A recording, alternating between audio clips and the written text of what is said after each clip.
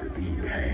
अपने सनातन धर्म पर चलते हुए मोह, माया, राजपद, मान सम्मान के भी त्याग का ही उदाहरण है प्रभु राम अनंत, राम कथा अनंता।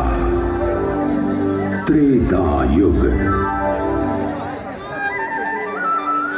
कालांतर में अयोध्या के राजा दशरथ हुए, जिनके राजमहल में 3 रानियों से 4 पुत्र रत्न पैदा हुए।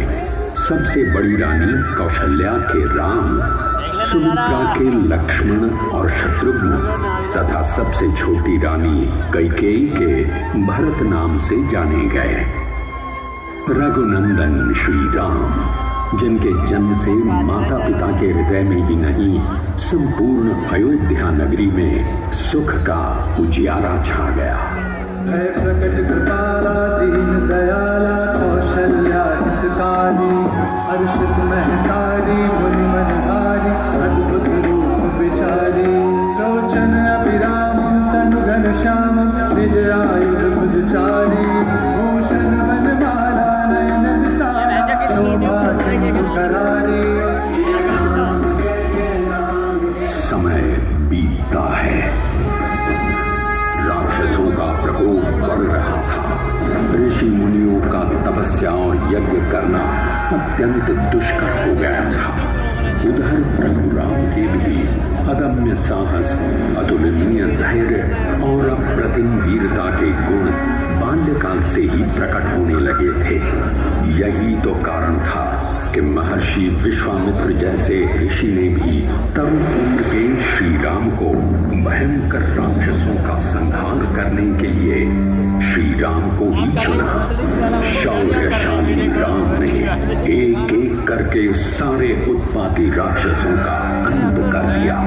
इसी समय मिथिलापुरी के राजा जनक ने अपनी पुत्री सीता जी का स्वयंवर रचाया, जिसके लिए ऋषि विश्वामित्र को भी निमंत्रण दिया गया। ऋषि विश्वामित्र के साथ राम लक्ष्मण भी मिथिलापुरी पहुंचे। शक्ति परीक्षण में जब सभी राजकुमार धनुष पर प्रत्यंचा नहीं लगा सके, तब विश्वामित्र के आदेश पर राम ने भगवान शिव के महान पिनाक धनुष पर जैसे ही प्रत्यंचा चढ़ाई, धनुष 2 खंडों में विभाजित हो गया। शिव भक्त भगवान परशुराम के प्रचंड क्रोध को भी अपने दिव्य रूप और मधुर शब्दों से शांत कर दिया। जनक नंदिनी प्रकृति सदृशा लक्ष्मी रूपा सीता के साथ विवाह कर मनुष्य रूप में पूर्ण हुए। सिय सुंदरता बरनी न जाए, लघुमति बहुत मनोहरताई, आवत दीखी बरातिन सीता, रूप राशि सब भांति पुनीता, सब ही मन किए प्रणामा, देख राम भय पूरन कामा, हर से दशरथ सुतन समेता, कहीं न जाई उर आनंद जेता।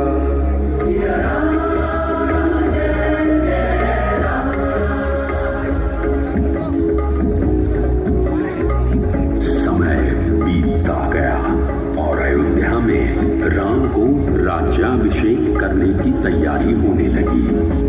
अयोध्या में खुशियों का उल्लास था, पर काल में कुछ और ही छुपा था। राजा दशरथ की रानी कैकेयी ने राजा दशरथ से 2 वरदान मांग लिए, जिसमें अपने पुत्र भरत के लिए राज और राम के लिए 14 वर्षों का वनवास। दशरथ शोक और पीड़ा में डूब से गए। अपने ज्येष्ठ पुत्र राम को वन में 14 वर्ष के वनवास के लिए कैसे भेज देते, जो श्री राम भ्रातृ प्रेम की अनूठी मिसाल है। पिता के दुलारे हैं, मां की आंखों के तारे हैं, जिनके लिए माता कैकेयी का आदेश परम धर्म है और जो पिता के वचन का पालन करने के लिए निसंकोच वनवास की ओर चल दिए। राम बेटा राम। अयोध्या नगरी को अनाथ कर मां सीता और छाया सदृश लक्ष्मण के साथ वन पथ पर आगे चले। राम चलत अति भयो विषादो, सुन न जाय पुर आरत नादो। को सगुन लंक अवध अति शोको, हरस विषाद विवश सुरलो। जिन्होंने वनवास के दुष्कर जीवन को भी स्वीकार किया, निषाद राज केवट जैसे मित्रों को गले लगाते, शबरी के झूठे बेर खाते, दुष्टों का संहार करते, पग पग चुनौतियों का सामना करते, मर्यादा पुरुषोत्तम श्री राम। तभी एक दिन रावण की बहन शूर्पणखा वहां आई और राम या लक्ष्मण से विवाह का प्रस्ताव रखा, जिसे दोनों ने ही अस्वीकार कर दिया, जिसका बदला लेने के लिए वो सीता को मारने दौड़ी। तभी लक्ष्मण ने उसकी नाक काट डाली। तब वो लहूलुहान होकर अपने भाई रावण के पास गई और सारा वृत्तांत बताया। फिर तो रावण सीधा अपने मामा मारीच के पास पहुंचा और कहने लगा, तुम कंचन मृग बन जाना और मैं साधु बन जाऊंगा। तुम राम लखन को बहकाना, मैं सीता को हर लाऊंगा। श्री राम मारीच रूपी स्वर्ण मृग को पकड़ने गए तो धोखे से श्री राम की आवाज आई, लक्ष्मण, प्रभु राम किसी संकट में हैं और तुम्हें बुला रहे हैं। ठीक है माता, मैं जाता हूँ, परंतु आप मेरी खींची गई रेखा के बाहर मत आइए। इधर रावण साधु का वेश बनाकर सीता का हरण कर लेता है। प्रभु राम, प्रभु राम, प्रभु राम।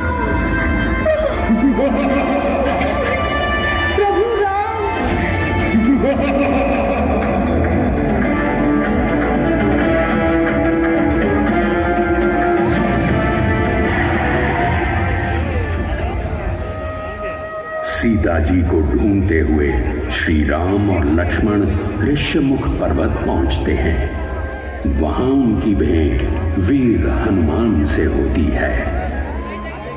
हनुमान जी राम के ईश्वर स्वरूप को पहचान लेते हैं।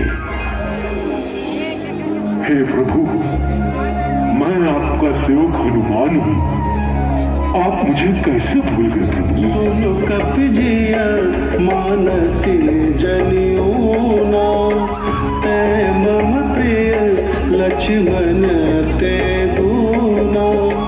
समदर्शी मोहि कर सबको, सेवक प्रिय अनन्य गति सो।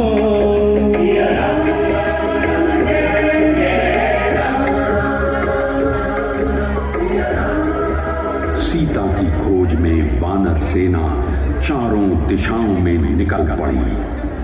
दक्षिण में हनुमान जी ने समुद्र को लांघ कर लंका में प्रवेश किया और अशोक वाटिका में सीता मां को ढूंढ निकाला और सीता जी को प्रभु श्री राम की दी हुई अंगूठी दी। प्रभु राम की निशानी देखकर सीता भाव विभोर हो उठती है।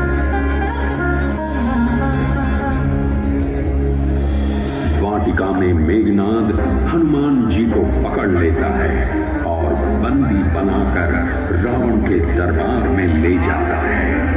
अपनी ताकत के मद में चूर रावण हनुमान जी में आग लगाने के लिए कहता है। फिर क्या था, पूंछ में आग लगते ही महावीर हनुमान जी ने पूरी लंका को आग लगा दी। लंका धू कर जलने लगी। लंका से सीता माता को लाने के लिए समुद्र पार करना आवश्यक था। अब प्रभु श्री राम लंका पर चढ़ाई करने के लिए समुद्र से रास्ता मांगने लगे। प्रभु श्री राम 3 दिनों तक प्रार्थना करते रहे, किंतु समुद्र ने रास्ता नहीं दिया। तभी लक्ष्मण ने प्रभु को समुद्र सोखने के लिए अग्निबाण दिया, तो समुद्र कांपता हुआ आया और सेतु बांधने का मार्ग बताया। नल और नील की मदद से वानर सेना ने समुद्र पर सेतु बना दिया और प्रभु श्री राम ने वहां शिव भगवान की पूजा के लिए शिवलिंग की स्थापना की और उसका विधिवत पूजन किया। इधर सेतु तैयार होने के बाद राम की सेना लंका में प्रवेश कर गई। दोनों तरफ घोर संग्राम शुरू हो गया। एक एक करके इस संग्राम में रावण के बहुत से सेनापति, मेघनाद जैसे वीर और भाई कुंभकर्ण और रावण की सेना के योद्धा मारे गए। आखिरकार रावण को युद्ध में स्वयं उतरना पड़ा। भयंकर युद्ध होने लगा। धरती मानो कंपित हो उठी, पर रावण तो मायावी था। बाण लगने पर भी मानो बार बार जीवित हो उठता था। वैकुंठ युद्ध विरुद्ध रघुपति द्रोण सायक कसमसे, ओ दंड धुनि अति चंड सुनि मनुजात सब मारुत दशे। राम ने अंततः रावण की नाभि में रखे अमृत कुंड पर बाण का निशाना साधा। श्री राम की कमान से निकले उस तीर से रावण धरती पर गिर पड़ा और उसका वध हो गया। चलेवान सपच्चन उर्गा तस्मै हते सारथी दुर्गा रथ विभंज हति केतु पताका गर्जा हति अंतर बल खाता अमृत अनरत चढ़ सियाना भस शस्त्र छाड़स विधिराना विबल होई सब उदयम ताके जिम कर द्रोह निरत मन साके। समस्त भूमंडल राम जी की जय से गूंज उठा। सत्य की असत्य पर जीत, अच्छाई की बुराई पर जीत, धर्म की अधर्म पर जीत हुई।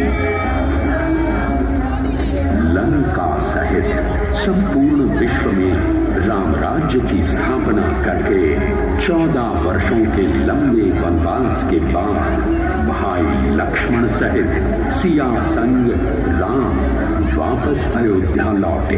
पुनर्मिलन का सुख रसधार बन आंखों से बह निकला। वर्षों से वीरान अयोध्या की पावन धरती कुछ यूं चहक उठी, मानो बंजर धरती को वर्षा की फुहारों ने नहला दिया। श्री राम के अनंत प्रेम से महका दिया। अयोध्या नगरी के घर घर, गली गली में असंख्य दीपमालाएं जगमगा उठी।